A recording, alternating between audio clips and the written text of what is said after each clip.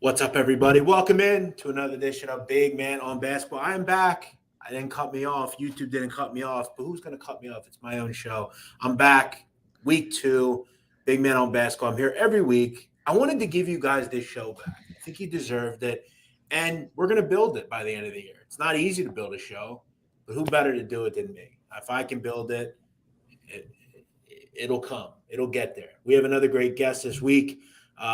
One of the three men weave. We had the one three man weave on last week. We'll try to get the third one on next week.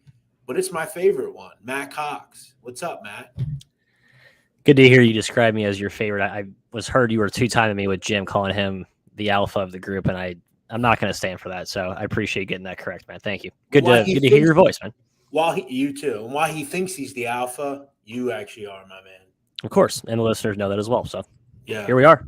Back Three at Man it. Weave, three of the most premier voices in the business. Make sure you go check them out. Twitter, everywhere. Action Network, they're everywhere. How can you miss them? But I want to get right into the show.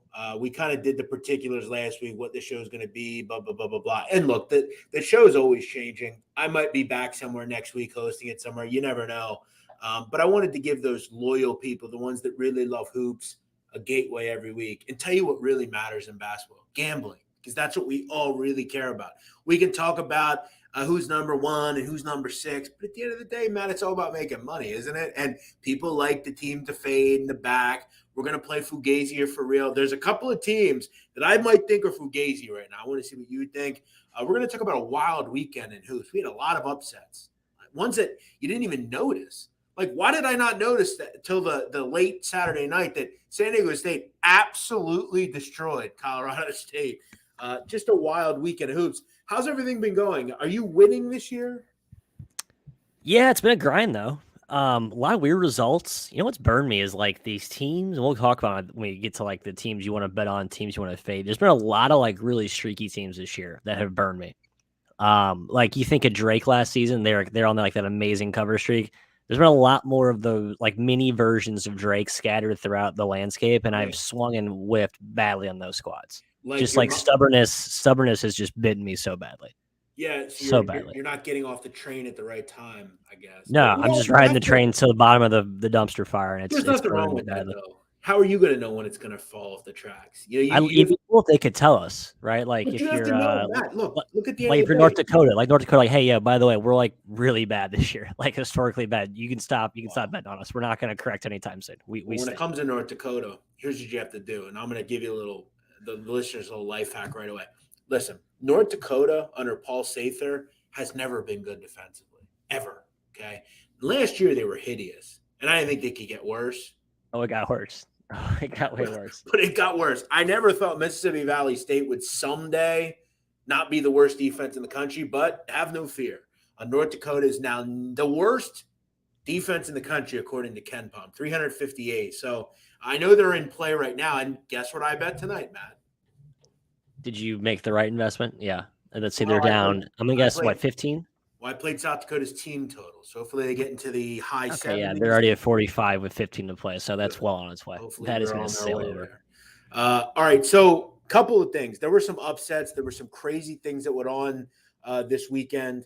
It was Upset City. That's really the name of the game. But one thing that I think we all need to remember, and this is another piece of advice, it's really damn hard to win on the road in college basketball, in conference play. Look at how many home teams won this week. We can look at Texas Tech. We can look at Mizzou. We can look at all these different teams. San Diego State. Matt, it's really hard to win on the road in conference play. Yeah, it is. However, I'm looking at some of the data from like the home road splits the last week. The road teams have been awesome. So I think some of those big home spots have played really well.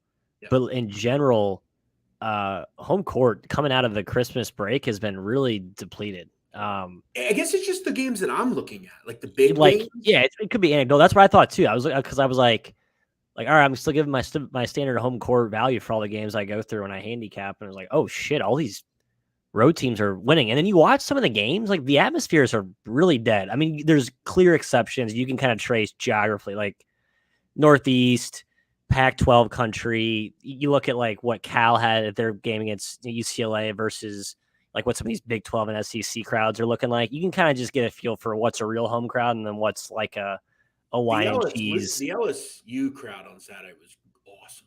It was great. Yeah, it was the SEC crowd's brilliant, right? I mean, Auburn's awesome. All those SEC crowds, it's packed to the gills. And like there's a real impact on the game. You can feel it. But man, some of these, I'm talking like I said, like more the Northeast venues, some of the ACC, especially the Pac-12, just like cavernous. You could hear a pin drop. It's horrible. I was disappointed with Maryland's crowd last night. Maryland, exactly. Like you can't like they have like the tarps at the top is horrible. It's awful. I was wondering like what's going on here, and that's a good point. I mean, one of your Google searches, you're going to just see tons of Michigan State academic calendar. You're going to see, when are classes back, right? Like tonight, a prime example, Oregon State. I believe their students are back. Will it be interesting to see what their student section looks like? They're a bad team, so it's probably not going to be good. But keep an eye on that. Around the 10th, they start coming back, which is now and probably by next week. But I guess it's just the games I'm looking at, the big spots, the Texas Techs over the weekend. Some of these big spots were able to come in. Let's quickly just talk about some of the upsets we saw this weekend. What was the most surprising upset to you? Obviously, you have Duke was upset. Bama was. I mean, you have to say Bama, right? I mean, Missouri. Yeah, right. That was the biggest, huh? But then I'm sort of giving them every really good team's allowed one or two WTF games. So Bama just got theirs out of the way early. That's my pro Bama stubborn defense of a team that I'm still a believer of. Because I know Missouri like the back of my hand because most of my friends are Mizzou alumni. I feel like I watch them way too much for what they warrant, but that's not a good team, and they should not be beating Alabama under any circumstance, whether it's at Mizzou or at Tuscaloosa. I'll be honest, I thought the LSU domination of Tennessee was fairly impressive. I thought Tennessee was going to go in there and get a win, but you're right, that crowd was electric, and I've been kind of sounding the LSU fraud alarm a little bit, not like full blast, but like a good time on this show then. I mean, where are you at on them? Love them. They might be my favorite team. They're not better than Auburn, are they? Though you can't go that far. I'm not ready to say that, but I think LSU's they're not aesthetically pleasing to watch to me. They have a lot of pogo stick athletes that are just tougher and stronger than a lot of kids. And look, the unsung hero of that team is Pinson. I mean, Pinson's been incredible for them. Defensively, he's just made them a different team.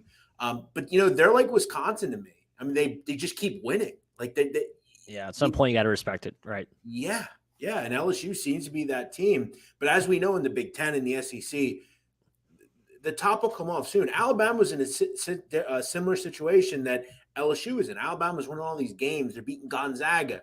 And then they go on a weird road game to Memphis, and they get their doors blown off. LSU is going to go on the road here soon, and I don't have their schedule in front of me. In fact, let's microscopic. Let's look at that. Where's the loss going to come for LSU? Is it Wednesday night at Florida? Yes. My answer is yes. Yes, that's where the loss comes. You know what? No, I'm not going to do it because I continue to believe in this clown show team in Florida. And it's that goddamn Mike White. He sucks. Mike White sucks. Yeah, he's not good. We all got duped. We all got rope-a-doped by their early start. I mean, here's what I'll say about LSU, though, why I probably should believe in them is, like, people are like, well, how does the defense go from really bad to quite literally the best in the country? And it's not like it's Davidson going from a bad to an awesome defense. It's like LSU's always had the prerequisite tools and athletes to be amazing at defense. They just sort of ignored that side of the ball. And now they I don't know if Will Wade's made substantial stylistic tweaks, but it's a bunch of athletes that actually want to play defense and are good at playing defense. I mean, Tari Eason, my goodness, you get a kid from Cincinnati. By the way, John Brandon, Cincinnati. How do you blow that talent? Anyway, you get him in there, and they're just a different team. You get Pinson up top, heckling the ball handler. You get Gaines. Yeah, it's a terrifying team on D. And so I guess I believe it because while it's insane to think how much they've improved on defense, I don't think it's fluky, right? It was just hey, it's we finally poked the bear that had been sleeping on defense, and now it's alive, and it's just mauling everyone in its path. And there's two things that I noticed when I watch them play that I don't see much with other teams.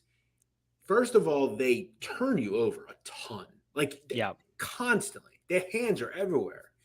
And two, they have these set, parts of the game, 3 or 4 possessions where everything goes their way. They steal it. Then they go in and get a run out. And then they steal the inbounds, get a run. they'll score 6 points in like Yeah, crazy 16 sequences. Yep. seconds. Yep. And before you know it, you're down 10. You were just down 3. It's like they just come on the top, and it's always at home. The crowd's so loud. Yeah, impressive stuff. But I do want to say one thing about Mizzou. I mean, look, all due respect to Alabama, you can't lose that game. You No, can't. can't do You it. have 92 points. This is a Missouri team that's lost to, all due respect, Liberty, UMKC. I mean, Wichita State, they scored 55 in that game. I mean, Liberty beat them by 21. They scored 45 in that game.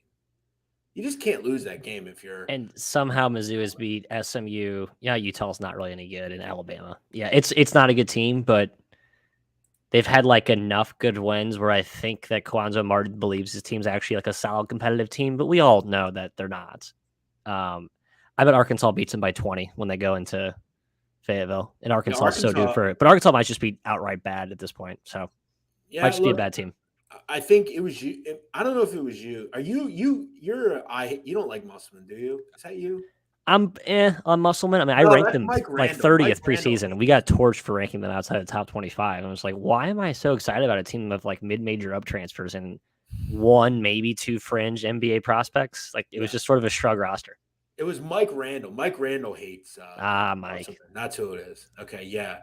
But I mean, he's continuing to almost look right. But look, there's a lot of teams, particularly one we're going to talk about, Texas. A lot of transfers that came in. Arkansas is a similar team. But who would have thought that Charlie Moore was a better option than Chris Likes, former? I don't get that either. Kind of weird. Alabama has a weird resume, don't they? I mean, they have some great wins, but lost Iona, Davidson, Missouri, and Memphis. Yeah, Gonzaga, Houston, Tennessee is going to hold up pretty damn well, though, and they'll have so many opportunities in the SEC. And that's the thing about that league, like Big Ten, same way, but especially SEC this year, just with the prevalence of fans relative to other conferences. Like, you have a great home court and you have the juice that Alabama has. You're going to rack up a lot. You're going to stack the deck with a lot of good home wins. So even if you have this like road woes, like you just can't quite get like big key road win, you're going to stack a lot of home wins and your resume is going to look pretty gaudy by the time March rolls around. So, yeah, I mean, well, you can nitpick at Alabama all you want, but I think they'll be fine. All these SEC, the top end SEC schools will be fine. LSU, hold serve at home. Auburn, hold serve at home. Kentucky, hold serve at home. Tennessee, I'm a believer in them still. They're going to be fine. They're going to be littered in the top 5 seed lines come March for sure. Well, you know what? It's not going to last long because Alabama's going to beat Auburn on Tuesday night. It's that simple. So, yep, I'm with you, 100%. Get familiar, folks. Already adding. Yep. Couple other thoughts. Duke. Why were they? Look, I know Duke's really good, but Miami's a solid team. Why were they 15-point favorites? That's like way too many points. There's a lot of these like just ridiculous conference spreads. Like, I mean, you're like 15 against BC. I'm okay, but it's like Miami. No, Miami's good, right? And I think that Miami's still undervalued because they're coming off 2 disappointing years under Larinaga where they've had just a shitstorm of injuries. But like we all believe that the roster is good. We all like Jim Larinaga, don't we? Like I know he's getting up there, but Duke can still coach. He coached circles around Coach K in that game. I mean, I don't know what he kept doing, like that little ball screen slip, and Coach K was like completely dumbfounded by it. Yeah, I'm a Kane guy. A lot of these, but point being, these like big conference spreads have been easy pickings. Like that's where I think you can make some money right now. Early in conference play, these like large road dogs where the spread feels like what? Really 15? Like conference game? Like those are good spots to hit. Similar conference, they've been putting a lot of weird numbers out in the SoCo. Like they were given, like VMI is always getting, like I don't understand some of these numbers for some of these teams. Yeah, they got VMI got so damn hot and then they quickly, I think, plateaued recently. So yeah, Charlie Moore though for Miami. I mean, he's been playing basketball since 2017 in college, 2022. That's a long time. He's been with 4 different schools. Hopefully he gets a winning culture finally. San Diego State, final thing I wanted to mention. I mean, are they not the same team every year? I'm just a dogged defensive team. Yep. I mean, they just give you nothing. Colorado State was rolling, but they hold the Rams to 0.73 points per possession, 3 for 20 from 3. I wondered about this team because they didn't have Lamont Butler for a while. They didn't have Seiko over the weekend. They still didn't matter. They rolled. They didn't even just win. They rolled, won by 30. Butler's a difference maker, man. He's like a spark plug because the team, like you said, like why we all get duped by San Diego State as we watch them. We're like, wow, this offense is gross. It's like, man, if Matt Bradley can't create something, like this isn't going anywhere. But then you insert Butler, and he wasn't like hyper efficient that game, but he just makes stuff happen, man. And that's all they need to do. That's all you need to do to supplement, like you said, a defense that you can pretty much pencil in, Sharpie in to be a top 20 unit year in, year out, especially with Mensa in the back end. And they're so long, and Dutcher's a great defensive coordinator guru. You're right. San Diego State is like a vintage, you know what you're getting year in, year out. And they somehow like dupe us because the star power or offensive cachet doesn't quite jump off the screen. They want to play every game 61-58. That's what they want to do. And this is why Steve Fisher is a Hall of Fame legend, because he has been able to not only win, but he's been able to allow other younger coaches to win, and they do the same thing he does. Go look at Fresno State. Justin Hudson's my guy. They're the exact same team that San Diego State is. Yep. Hudson came up under Dutcher, who came up under Fisher. So, yeah, elite. And again, it's been a long time since Kawhi Leonard and Malcolm Thomas were there. They've been doing it with the Malachi Flynn's and the Jamal Franklins and the Xavier Thames, like Xavier Thames, Jamal Franklin. Yes, exactly. Those dudes are awesome. And they're finding that one or two guys that are just killers. Who was the kid last year they had? I'm trying to remember. Winston Shepard. Last year was Matty Mitchell, which like Matt Bradley's just like basically a left-handed stock hero version of Matt Mitchell, right? Exactly. And by the way, Matt Mitchell leaves Cal, and Cal's actually been okay. Cal's been really good. Cal's been feisty. Everybody's made out here. All right, let's get into a little Fugazi or for real. We used to play this on the show last year. Matt, we're basically asking, does this team who had good expectations preseason, are they a Fugazi? Or are they actually for real and they'll turn it around? Number one, and I haven't told you these teams, Texas. Are they Fugazi or for real? Because I've made the comment on one or two occasions that I thought they were a top 3 team preseason. Am I stupid for saying that? Are they Fugazi or for real? What do you think? This season's only 2 months longer. If you gave me to like April or May, maybe I might say for real, because I think Beard's always the guy who sort of eventually finds the right ingredients and gets his guys to understand his like rigorous system or whatever. But no, they're not there yet. I'm going Fugazi. I haven't seen enough on offense. I know Dylan DC is like emerging inside, and I like what he adds to that squad, but no, haven't seen it. Offensively, they're just too stuck in the mud. Yeah, it's almost like at what point are they going to get it going? Right, exactly. It's January 10th. Like we haven't seen the evidence yet. I mean, keep in mind they play. I mean, West Virginia, nobody only scored 74. I mean, 70. Yep. I mean, I had K-State against K-State. I had Texas, and I'm thinking 8.5. This is nothing. They should be up 20. They should put 80 on the board. They're struggling to get to 70. Yeah, I had to rally late in that game. K-State. I mean, K-State's been sneaky, really solid, by the way, but still, they just have not had like an emphatic, wow, that team has it effort yet. So we haven't seen it. Like we can sit here and hope, but there's no evidence. Is Michigan Fugazi or for real? I'm still a believer. I'm going for real. Really? Yeah, I am. I know that's like I'm on an island there, but here's why I'm gonna, and I don't disagree with you much, but here's why I disagree with you. I mean, defensively, they're not good. I mean, they're not. Last year they could fall back on the defense, right? Mike Smith wasn't the greatest point guard, but he was good enough. Devontae Jones has been bad. I mean, and what it does is it's killed the rest of the team. And Dickinson has done all he can, but he can't do everything. They don't have a ton of depth. These big 5-star players haven't necessarily figured it out yet. You don't have a Mo Wagner or a Franz Wagner. Right. Yeah.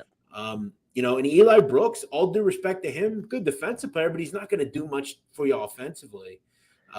They just don't seem to have the right mix, and none of these young kids have played and been stars yet.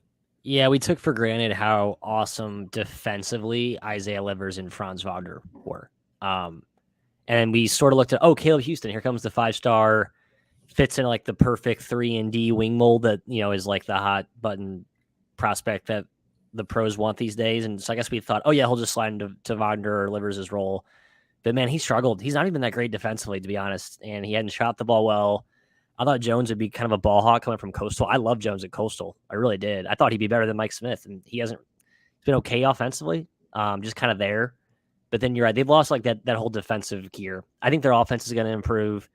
defense will naturally improve as I hope that Diabate plays more. I think he's like a better defender and protector than Dickinson, but I'm still a believer. I don't know why. Call me a fool. You want a hot take? Yeah, that's why I'm here. Michigan doesn't make the tournament. Yeah, well, that's why they're probably trending against it right now. Their best wins. I mean, at this point, they're not a tournament, and they have no quality wins. I mean, yeah, San Diego State at home, which, by the way, was kind of a fluke game because they caught them at 11 a.m. Central tip time, which is like the death, like a kiss of death for any Pacific Coast team. So, I mean, no offense, you're not moving the needle beating Tarleton, even though I love that group. I like that team too, but no, you're not. That's Southern not Utah, Prairie View, UNLV. I mean, this ain't Jerry Tarkanian and UNLV. Right? It just isn't. So, yeah, listen, Michigan, and look, I mean, they've already lost to Rutgers and Minnesota in conference. So, I mean, those are two teams you need to beat in this conference. Especially Minnesota at home. You can't lose Minnesota. That was like that's when you knew the wheels are starting to come off a little bit. Right. And, it doesn't get any easier. You got Illinois away.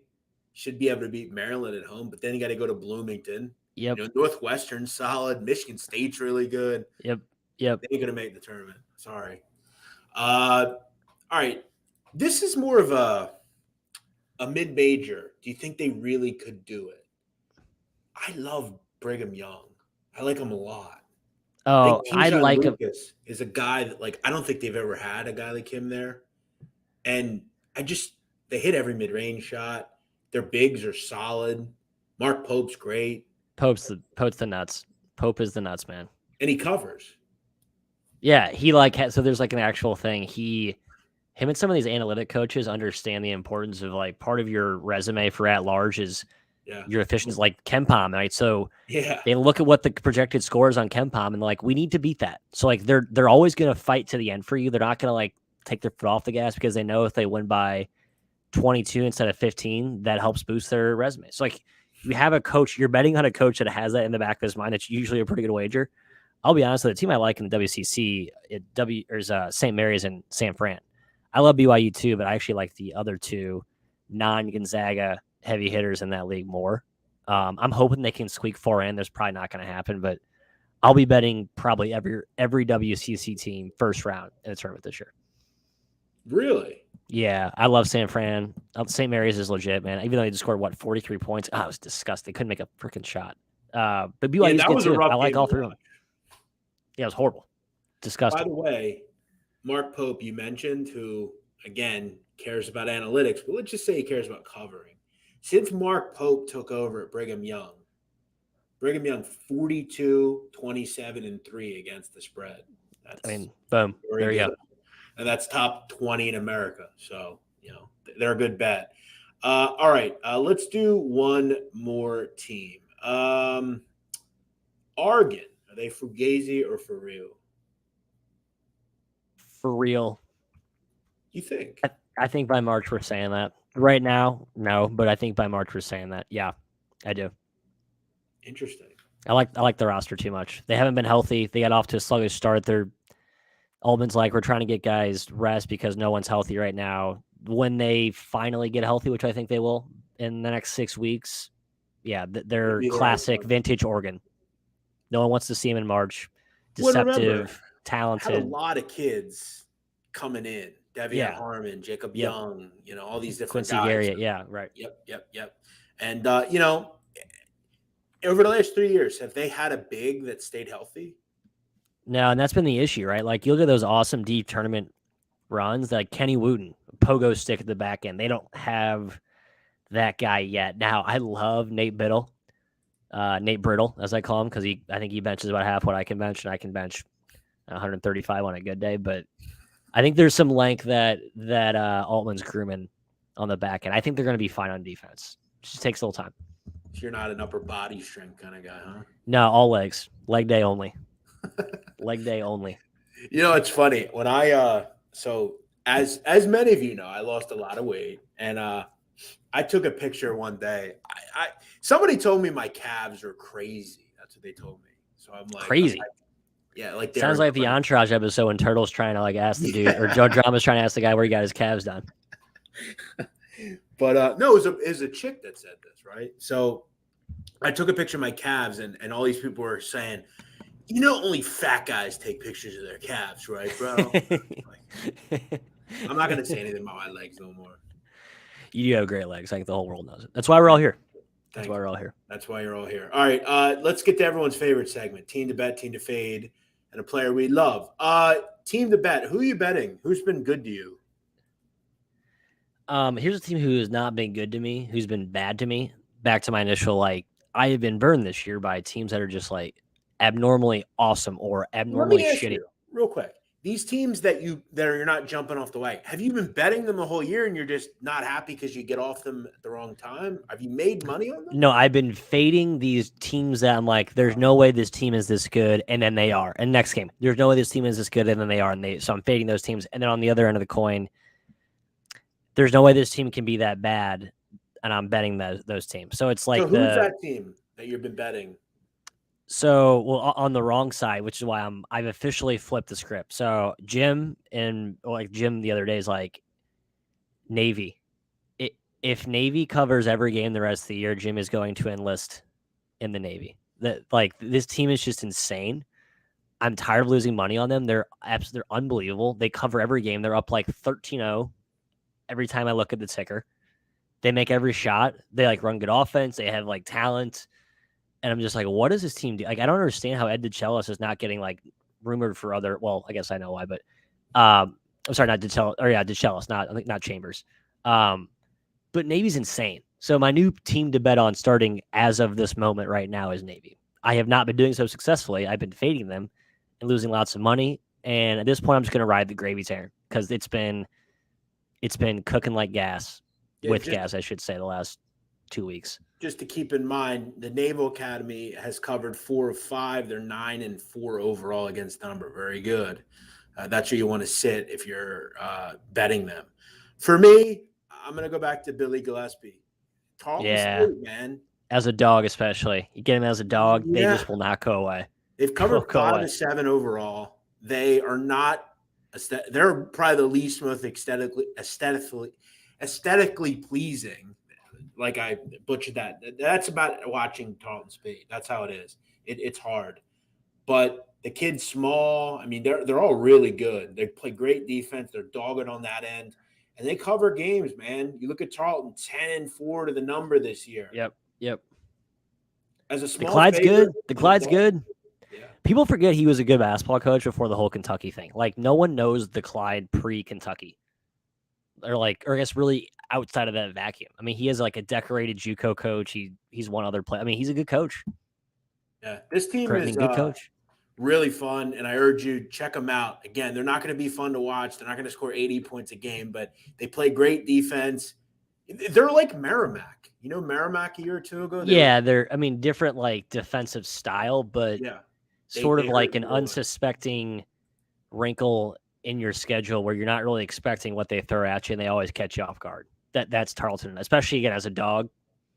They bring your offense down to the mud. You have no chance. Night, big game against New Mexico State. They're going to be a big dog. The Aggies are good.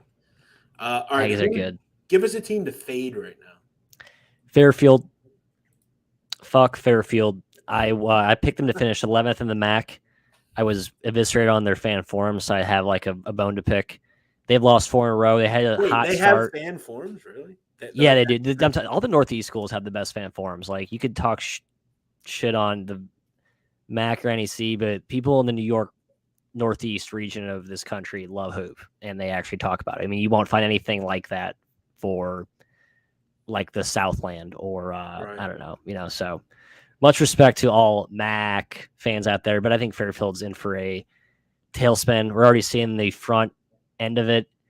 They're starting to miss shots. This team's bad at offense. I didn't buy the late surge last year. I don't buy the hot start this year. I think they're going to tumble. So, fade Fairfield. I'll throw this out there. I think this team sucks. They have no talent. They just aren't good in this conference. Butler's bad. I'm with you. Yeah. And this team sucks, man. I mean, they can't get to 60, it seems like, in any game. Now, they got to 72 the other night, but it seems like every game they play in, they're just struggling to get to 60. There's always somebody out, whether it's Chuck Harris or whoever. They always have an injury. Yep. And they can't keep up with some of these really good Big East teams. I mean, again, And they're not even that like feisty defensively really anymore either. Like they just don't have enough. They don't have it. They don't have it. Exactly. They're not good offensively. They're like mid 200s defensively. Look, against your Georgetowns, the Pauls, they're going to hang around. But when they step up in competition and play somebody, they're no good. They suck. Yep. Agree. Who's a player you love to watch? Like, you have to watch him. Besides Taron Armstrong, I assume we've already talked about him on this program. By the way, fuck Cal Baptist. Fuck them. 4.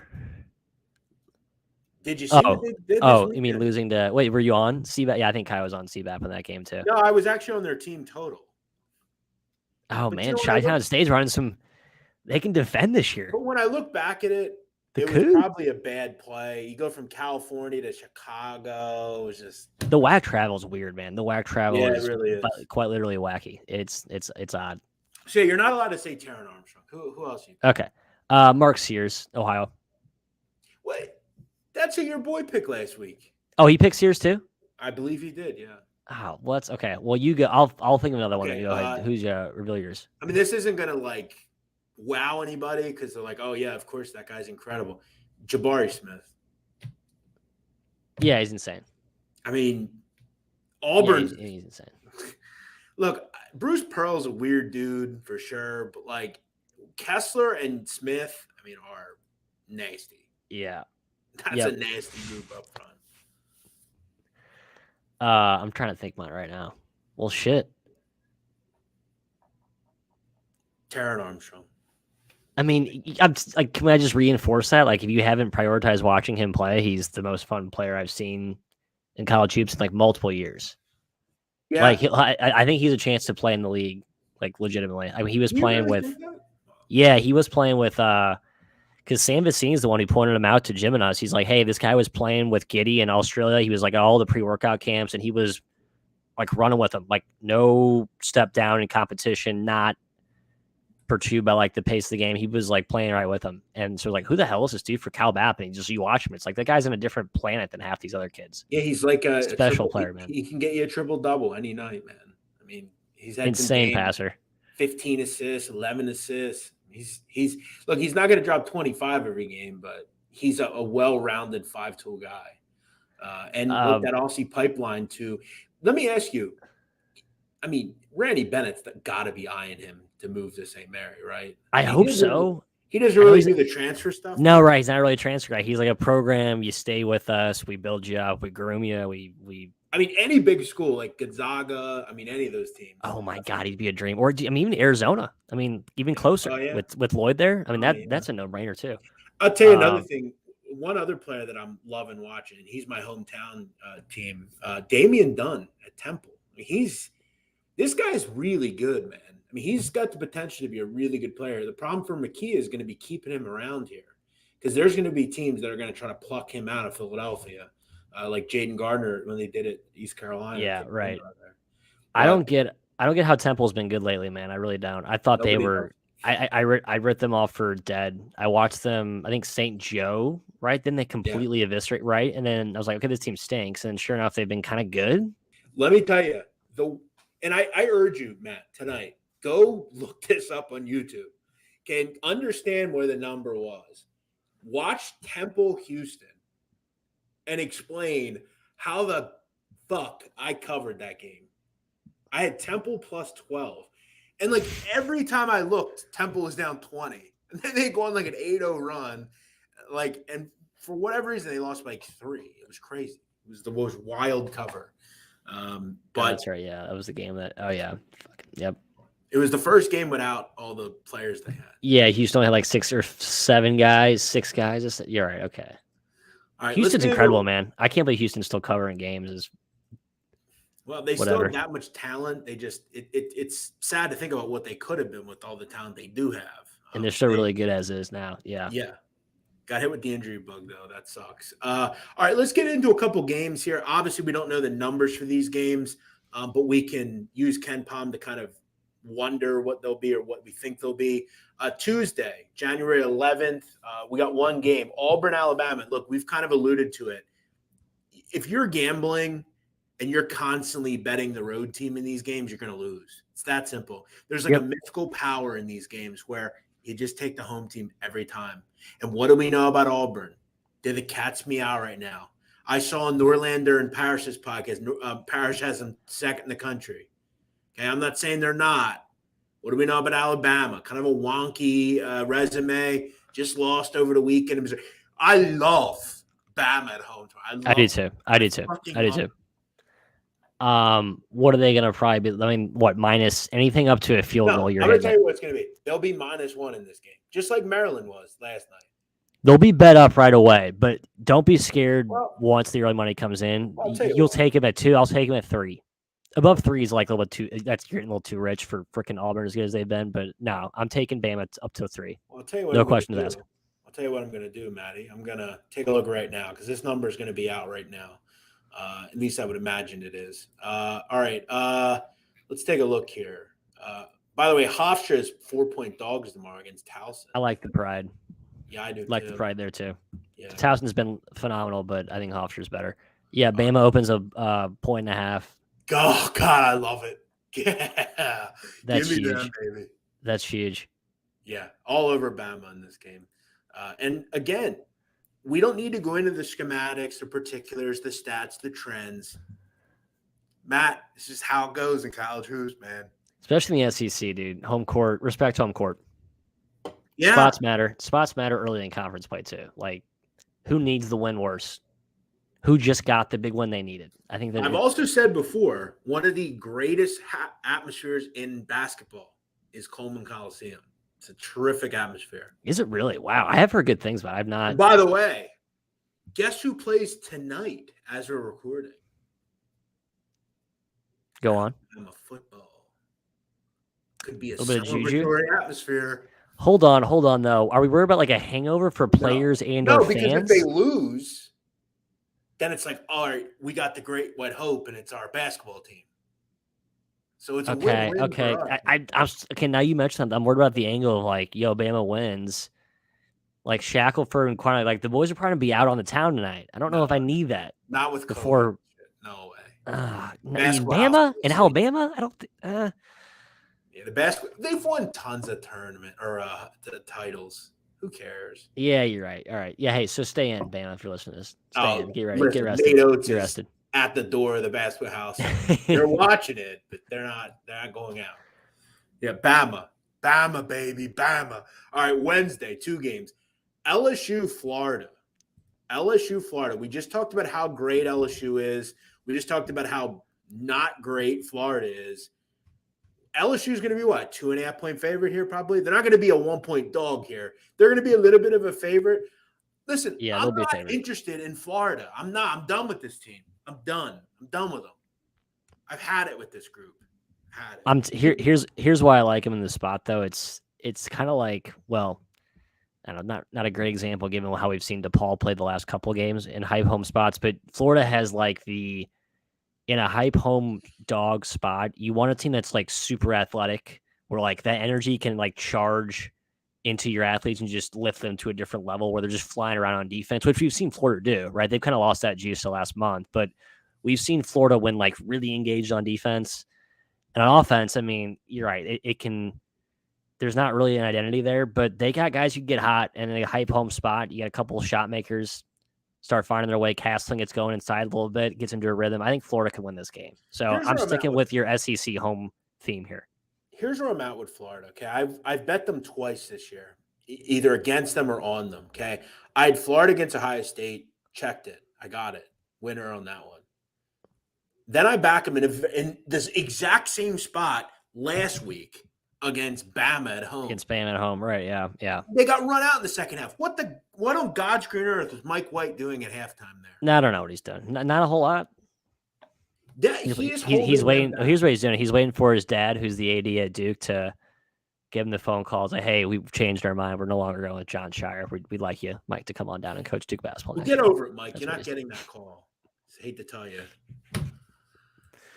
Yeah, but I'm done on Florida. I get your point. It is that, but it's not that obvious. It's like that we kind of trust Florida here, but we kind of don't, and we think Yeah, LSU. no, I agree. Right. No, we definitely don't trust him.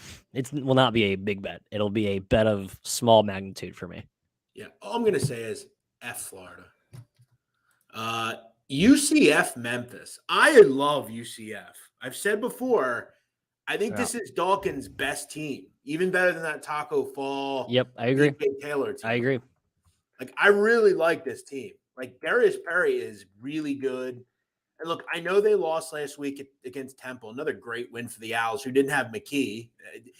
By the way, shout out to Monty Ross, the old Delaware coach. Great win away. He was the interim head coach the other night. Monty, why is he not a coach somewhere? I feel like he could be a coach at like Ryder or something. Like, yeah, Kevin Baggett. I would take Monty Ross or Kevin Baggett. And yeah, I like Monty. He's a good coach, man. He did great things at Delaware. Remember Carl Baptiste? Those two. Baptiste, yeah, absolutely, yeah. Those Delaware, the kid, what was his name? They had a great guard. I forget his name, but whatever here. UCF Memphis. What do you think? I mean, UCF's going to be like a 1-point favorite here, probably. I'm going to take Memphis, probably.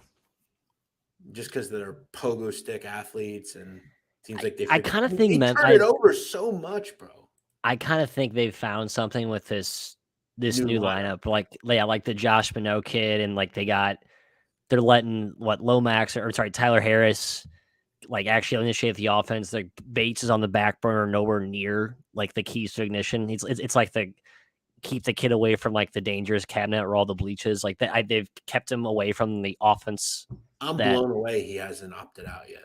I know. Like what are you doing, bro? Opt out and go get ready for the draft, bro.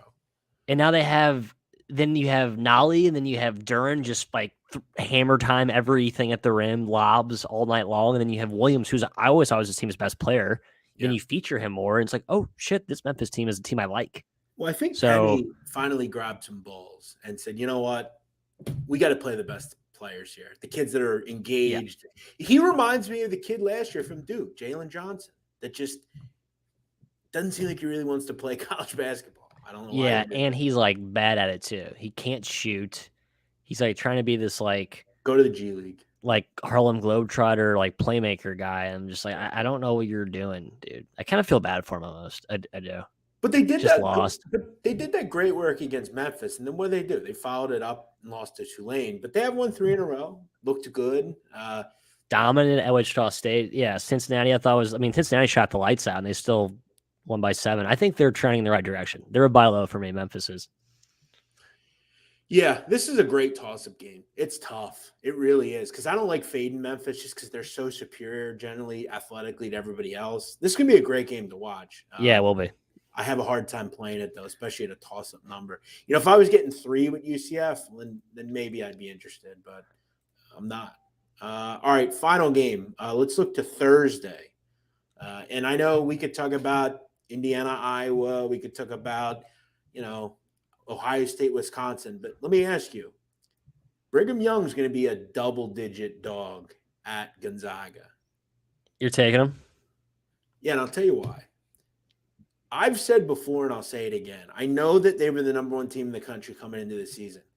I didn't think they were the best team, though. Just my opinion. Okay. I did. I like Timmy a lot. I did. I like Nemhard. I do. Chet Holmgren, I think, is just a little awkward. I don't know how much he really gives you offensively. Great defensive player, though. Their shooting, though, has not been good, the three-point shooting. Maybe it's gotten going, and that's what's so dangerous about them. But what did we last see? They put up 117 on Pepperdine. You, me, and 3 listeners could do that. We could score against them. I like BYU a lot, man. This is going to be a great atmosphere. It really is. But, in stepping up, I feel like, they did it against UCLA, so be it. But, and they're not stepping up here, but they're kind of stepping up to a level, right? They haven't played a good team in a while. I mean, I look at. If you give me double digits, I'm in here. Okay, yeah, I figure you're taking your boy Marky Pope. I'm not. In general, you just mentioned fading Mark Pope as a negative EV investment strategy. So I probably will not. Though. I need 11 or more. Okay, yeah, you got to. I mean, because I think Gonzaga. These are the games where I don't like to fade them. like the games where they're re-engaged in WCC play, where they go through these lulls where they're not really challenged.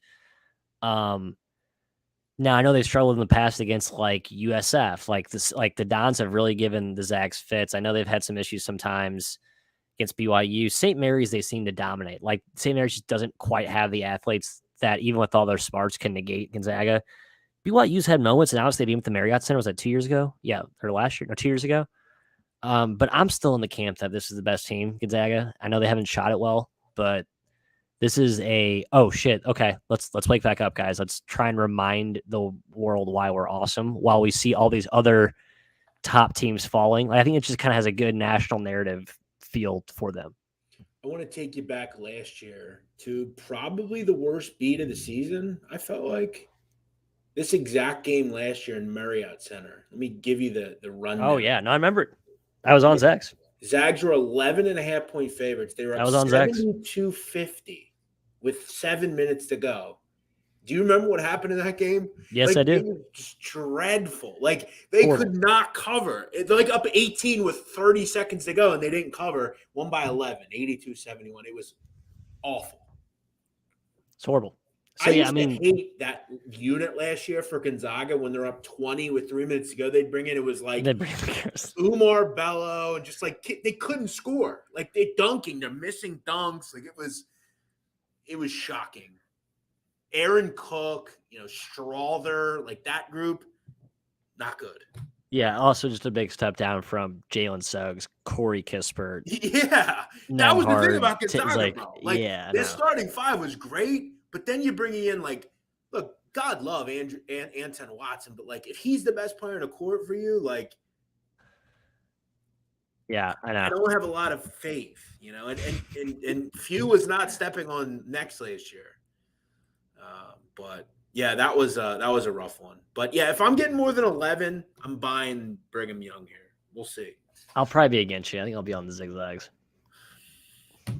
Listen, you make a great point. Very, very simple. This is a great spot. Is there anything better than like that? This is going to be Roxy Bernstein and like someone else. Farnham, probably Farnham, right? Yeah, Sam Farnham. Yeah, right. That's who this call is. No like question. 11 o'clock. This is it right here. I love it. All right. Before we go, I want to say 2 congratulations. One is going to go to the good old Chicago State Cougars. And not for nothing. If you'd have told me they'd be 5-12 by the 17-game mark, I'd have told you were nuts. But shout out to Gerald 5 Gillian. games. 5 games. Yeah, they've beaten St. Thomas, Edwardsville, Tennessee State, IUPUI, and Cal Baptist. Not exactly Murderers Row there, but hey, St. Thomas is a fun team. They don't fucking miss. I had not seen a better shooting basketball team in like 10 years. I've lost more money fading that goddamn team. Or look at the box score. It's like they're 17 of 30 from 3 like every night. They're great. They shoot. They are, because they can't guard. I mean, literally, there's a bunch of high school kids out there trying to play defense, but they shoot it from anywhere. You know who they remind me of? Bellarmine from last year. Yeah, a little bit. They don't stop anybody, and they're pretty good offense. They're actually like worse athletically than Bellarmine, and even more. I mean, they shoot from 30 feet. Like, teams aren't even expecting, like, they walk in the gym. It's like, oh, should I have to like go close out to a guy 30 feet away? Like, yeah, they just drain those. It's insane. Yeah, no, they're a fun over team. I actually shared them last week. I also want to say happy trails to good old Lindsey Hunter in Mississippi Valley. Finally a win, and not just any win. They went on the road and beat mighty Prairie View. By the way, I got to give you guys some shtick. Ranking Prairie View number 1 preseason, wild. They were good to start. Look at the results. They lost Cam Mack, though, bro. Yeah, but it's still Prairie View. Texas They're always Southern good, still man. The cat's meow down there. They're always good. Dude, they covered, I think. Actually, I'm looking at the results, and I guess they weren't as good. There's something you have to admit, Matt, like, there's something that you cannot forgive about losing as 20-point favorites at home to Mississippi. No, it's horrible. It's horrible. You cannot forgive that. It's horrible.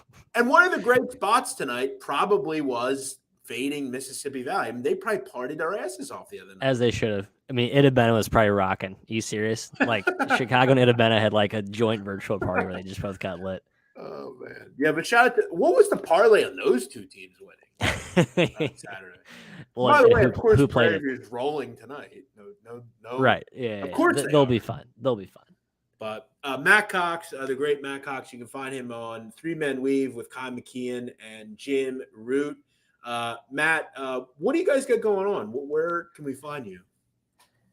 A few different places now. At Field of 68, we're doing our daily show. That's at 12 noon Central, pretty much Monday through Friday. We skip a few days here and there. And then we're doing write-ups for Action Network, and we're doing like a weekly pod with them too. I think it starts this Saturday.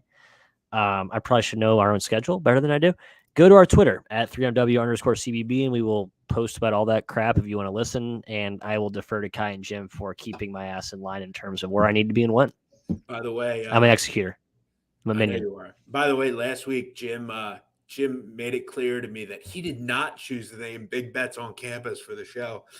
Because I've rattled. Oh yeah, outside of our jurisdiction there. I rattled their cage for stealing my name in a way. Oh, did you? Oh, good. Of course I did, bro. I've had that name since I was wore short pants. Of course. I'm as I have like my Action Network banner over my left shoulder. I'm in kind of a pickle here. My lawyers have told me to not speak on this, so I will plead the fifth here. I understand, but I will say it isn't fair. I mean, it's college gam. Like I'm only kidding. Like I don't. Right. Yeah. Matt Cox, you're the man. Thank you for coming on. It's good to see you. You look dapper as always. Do I? Nah, I look like Shaggy in the middle of like a hard gambling year is what I look like. I'm down on some rough luck. Marlon Brando. You look great. Good to see you. Hope you're man. Good to see you too. Always a pleasure, man. You too. See you. As always, appreciate the great Matt Cox coming on. Three Man Weave. Go check those guys out. They're really the premier college basketball voices. We'll let Matt go. We'll kick him out. See you, Matt. Won't keep him on forever. Great stuff seeing him. Thanks for watching, everybody. This is Big Man on Basketball, episode 2.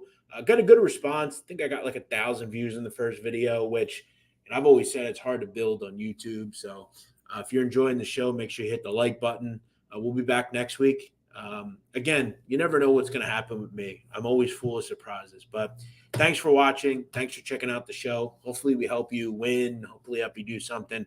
If you ever have a question on something, you're welcome to reach out to me on Twitter at Jeff Nadu. I am Big Man on Campus. We'll see you next time here on Big Man on Campus.